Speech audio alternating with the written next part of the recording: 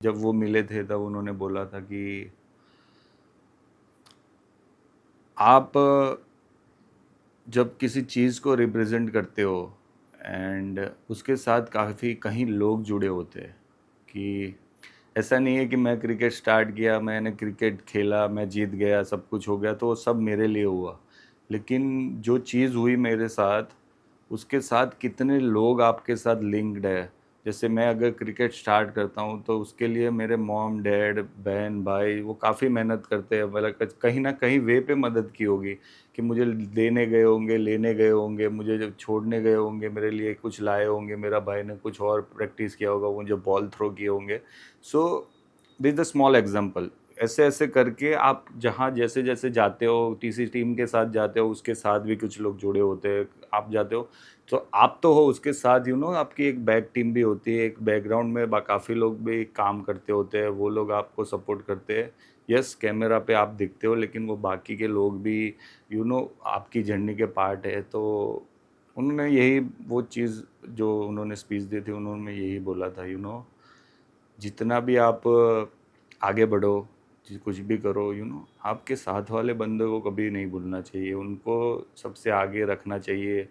उनको आप पहले वो करो कि ग्रीट करो कि भाई थैंक यू सो मच, आपके वजह से मैं इस जगह पे पहुंच पाया या ये मैंने अचीव किया है। सो यस, वो चीज़ मुझे मोटिवेट करती है। मैं जब भी जाता हूँ, जैसे आपने बोला कि कैप्टन, सो मैं जब कैप्टनशिप भी करता हूँ तो ये चीज़ बहुत इंपॉर्टेंट है कि आपके साथ वालों को कैसे आप लेके चलते हो। एज अ कैप्टन आपका ये बहुत इंपॉर्टेंट होता है।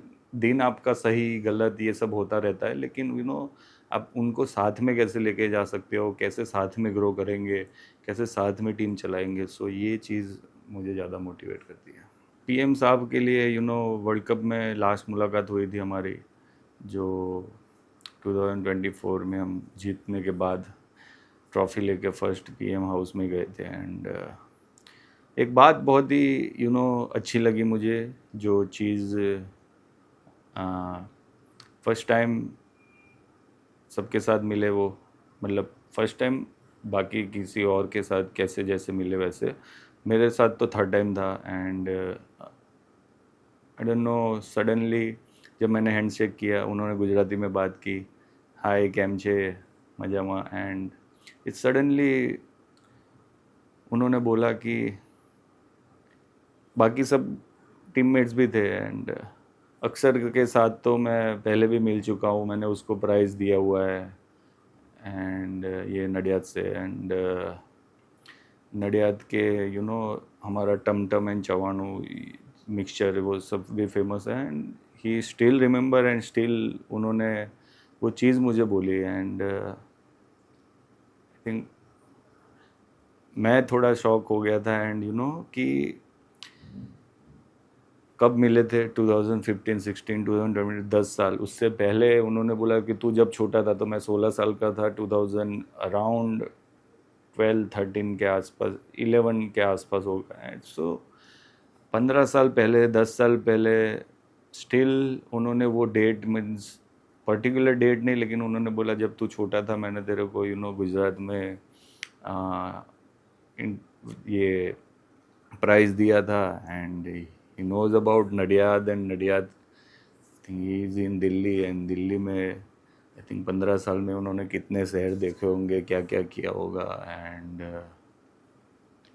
सो I was shocked. And so तब मैंने सोचा एंड आई रियलाइज कि कि जब जो वो बोल रहे थे कि आपको अपने रूट्स नहीं भूलने चाहिए, आपको अपने ये नहीं भूलने चाहिए। And he still knows about Nadiad, क्योंकि आई थिंक वो नडियाद में भी 2 साल रह चुके हैं। एंड तो उनको वो भी पता है। एंड उनको वो नाम भी पता होना कि मैंने आपको, तब मैं इतना बड़ा प्लेयर भी नहीं था, एक गुजरात का प्लेयर था 19 का, और तब भी उसका भी उन्होंने याद रख के बोलना। सो आई थिंक मेरे लिए एक बहुत ही I think a proud moment and also exciting moment कि आपके देश के प्रधानमंत्री आपको इस तरह से याद कर रहे हैं, और स्टिल आपके शहर के बारे में उनको पता है, और क्या उन इधर फेमस है, और वो सब की चीज़ में पता है। सो यस, तो ये सब चीज़ें मोटिवेट भी करती है। एंड वो मैं एक पर्सन हूँ, आई थिंक वो दुनिया में काफ़ी कितने लोगों को मोटिवेट करते रहे होंगे। मैंने महाकुंभ और खेलो इंडिया सब कुछ देखा है, गुजरात में ही स्टार्ट हुआ था। और जब मुख्यमंत्री थे उन्होंने तब स्टार्ट किया था, वो इनिशिएटिव लिया था। एंड उसके बाद हर जगह पे वो फैसिलिटी उपलब्ध करवा में आई, और वो कराने के बाद जो बाकी लोगों के पेरेंट्स में, बाकी बच्चों में वो चीज़ देखने को मिली कि मुझे इस जगह पे जाना है, मुझे ये खेल खेलना है। पहले ऐसा हुआ करता था कि किसी को अगर इंटरेस्ट भी होता था तो उनके पास कोई सोर्स नहीं था, वो सोचते थे कि कहाँ जाऊँ। वो जैसे मैं भी क्रिकेट स्टार्ट किया, तो मैं जब स्टार्ट किया मेरे पास कोई सोर्स नहीं था। मुझे आई थिंक तब खेड़ा डिस्ट्रिक्ट में कि ग्राउंड था, तो उस पता था कि हमें यहाँ जाके मैं प्रैक्टिस कर सकता हूँ, मैं ये सब चीज़ कर सकता हूँ। लेकिन जैसे बाकी सब स्पोर्ट्स थे, बाकी सब चीज़ें थी कि किसी को अपनी जो कबड्डी है या लॉन्ग जंप है और वॉटेवर, जो जो वो उसके लिए किसी को कुछ आइडिया नहीं है कैसे करना है, किसके साथ ट्रेन करना है, कैसी फैसिलिटी होती है, एथलीट कैसे ट्रेन करते हैं, जिम्नाशियम है या वॉटेवर जो जो चीज़ें हैं वो कैसे ट्रेन करते हैं और वो सब। सो आई थिंक उसके बाद काफ़ी लोगों में जागरूकता आई कि यार नहीं, ये चीज़ हो रही है। और उन्होंने पर्सनली इतना इंटरेस्ट दिया था।